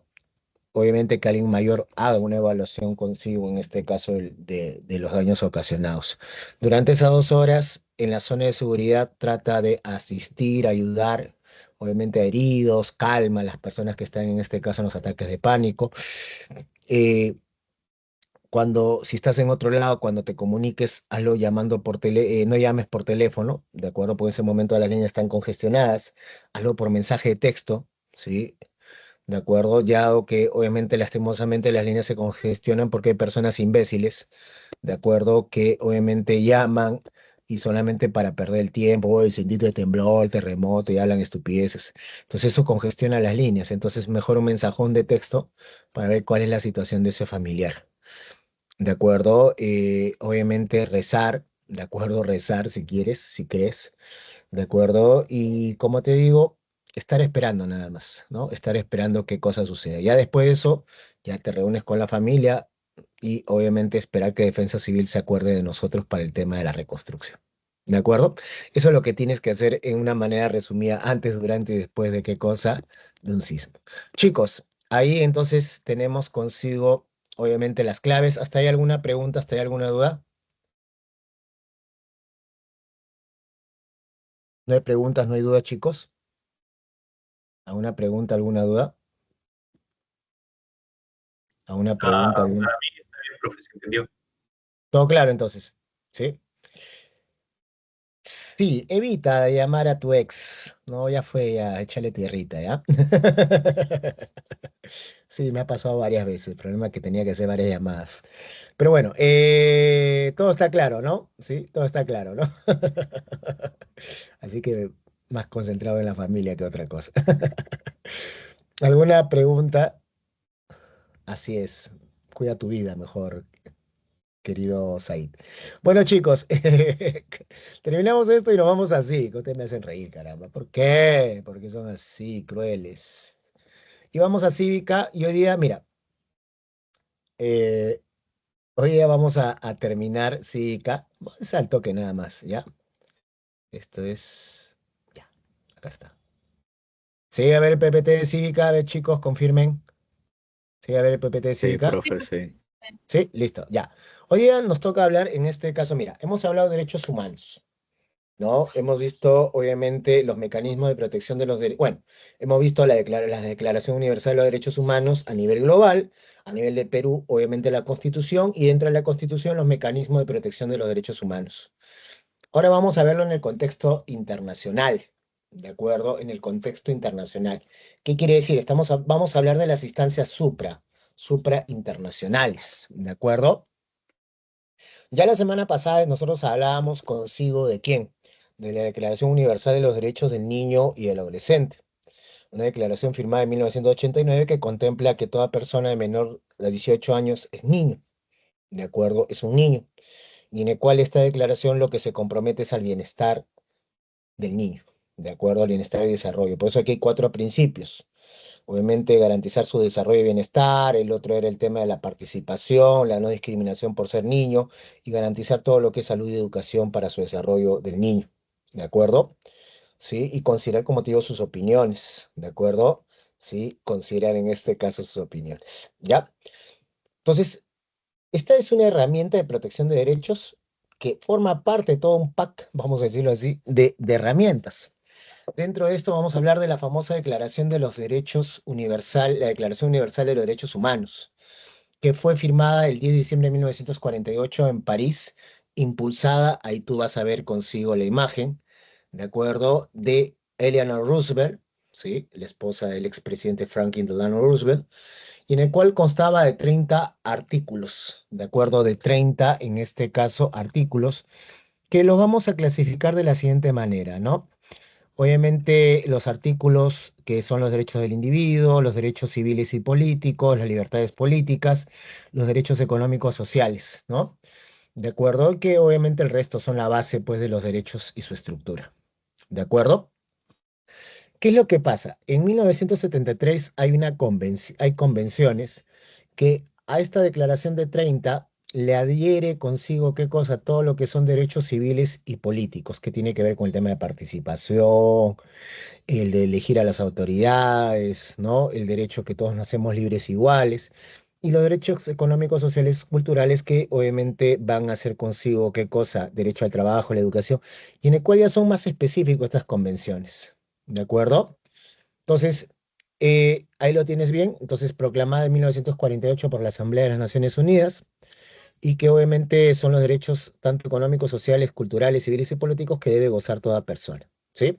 El Perú, vamos a decirlo, incorpora esta declaración en el año de ¿qué? De 1959, o sea, todavía estamos hablando 11 años después de firmada, ¿de acuerdo? Dándole consigo el texto vinculante y de carácter legal a esta declaración. De ahí, como te decía, en 1976 van a haber consigo dos pactos internacionales que incorporan más derechos civiles y políticos, derechos económicos, sociales y culturales. ¿De acuerdo? Y más adelante un derecho que obviamente, como te digo, como parte de la tercera generación, que todos los pueblos tienen derecho a la libre autodeterminación y elegir consigo su estatus político, así como su desarrollo económico, social y cultural. En otras palabras, el tema de la autonomía y el tema de la soberanía. Entonces, esta es la base, ¿no? Vamos a decirlo así, jurídica para el tema, como se dice, constitucional en los distintos países, porque obviamente, como te digo, contempla el tema de los derechos humanos. Ahora, ¿qué es lo que pasa? Cuando hay una vulneración de un Estado, ¿de acuerdo? Hay una vulneración del Estado de parte de estos derechos. Obviamente nosotros tenemos instancias supranacionales. La instancia máxima en tema de derechos humanos y que solamente lo ve a nivel de Estado es la Corte Internacional de Justicia de La Haya, que está en la ciudad de La Haya, ¿no? En los Países Bajos, en los Netherlands, y en el cual su objetivo es lograr un arreglo a controversias o situaciones susceptibles que nos lleven, ¿qué cosa? Al quebrantamiento de la paz y obviamente la vulneración de los derechos humanos.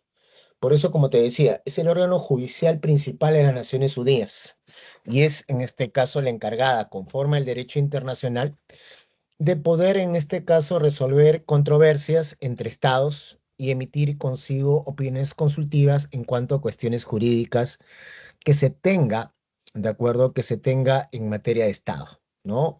Obviamente esta asamblea, este órgano judicial está integrado por 15, ¿qué cosa? Magistrados elegidos por la Asamblea General y el Consejo de Seguridad y cumplen un mandato de 9 años. Obviamente tuvimos la historia de un expresidente que fue en este caso José Luis Bustamante y Rivero que la presidió. Y como te digo, la única manera de poder acudir a La Haya es a nivel de Estado. Yo no puedo ir en nombre, ¿qué cosa? En nombre mío, en nombre de una institución, no, tiene que ser a nivel de Estado, ¿no? Entonces, un Estado puede denunciar a otro Estado por ¿no? Por vulneración de derechos humanos, ¿no? O crímenes de lesa humanidad, pero como te digo, la denuncia tiene que ser a nivel de Estado. Entonces, ahí entra a tallar consigo este Tribunal de la Haya. O si hay una controversia limítrofe entre países o una controversia, digamos, no sé, jurídica entre estos, la Haya es la que tiene que resolver. Es la instancia superior, suprema, vamos a decirlo así. ¿De acuerdo? ¿Hasta ahí alguna pregunta, alguna duda sobre la Haya? ¿Preguntas, dudas sobre la Haya, chicos? ¿Ninguna? ¿Preguntas? ¿Es posible devolvernos a Arica, profe? ¿Ah? ¿Es posible devolvernos a Arica? No, porque ya tenemos un tratado que es el Tratado de Lima. No, no es como lo que pasó con el diferendo marítimo, que era un asunto todavía, como te digo, ya ahí del momento, ¿no? En cambio, Arica ya pues se arregló con el Tratado de Lima, ¿no? Entonces ya lo perdimos, lastimosamente, PPP, ¿no? profe. Ahora, si tú quieres recuperar Arica, hacerle la guerra a los chilenos, tampoco puedes, ¿de acuerdo? Porque ahí obviamente entraría la Haya a juzgarte y a sancionarte, ¿de acuerdo? No es como antes que se declaraba la guerra, ganabas y te quedabas con ese territorio, ¿no? Desde la Constitución de las Naciones Unidas y obviamente el Tribunal de la Haya, obviamente todo se arregla ahí, ¿no? Y como te digo, para no quebrantar la paz mundial. ¿Ya? ¿Está claro hasta ahí o no? Sí, sí. Vamos. Ahora nos vamos, obviamente, ya dentro de la región, o sea, dentro de América. Y ahí tenemos un órgano, un instrumento que es el Sistema Interamericano de Derechos Humanos o la Convención Americana sobre Derechos Humanos, también llamado el Pacto de San José de Costa Rica, que fue suscrita por los países americanos en 1969 y entra en, 1900 en vigencia en 1978. Se basa en la Carta Declarativa de la OEA, de la Organización de Estados Americanos, que busca pues el bienestar y todo esto, ¿no? Y obviamente, ¿qué pasa? Vamos a ver consigo que está compuesta de dos organismos, esta convención, la CIDH y la también CIDH, o sea, la Comisión Interamericana de Derechos Humanos y la Corte Interamericana de Derechos Humanos. La CIDH, la Comisión Interamericana de Derechos Humanos, tiene su sede en la ciudad de Washington, ¿de acuerdo? Y para que me entiendas, su función principal es promoción, difusión y observación, ¿de acuerdo? Del cumplimiento de qué cosa, de derechos humanos dentro de la región.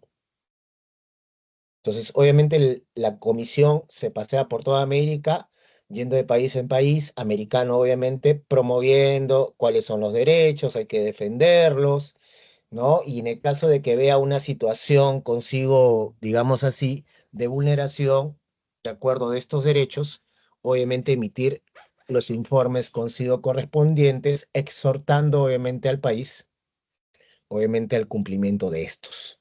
Lo interesante de la comisión, o mejor dicho, de la convención, que pueden recurrir personas.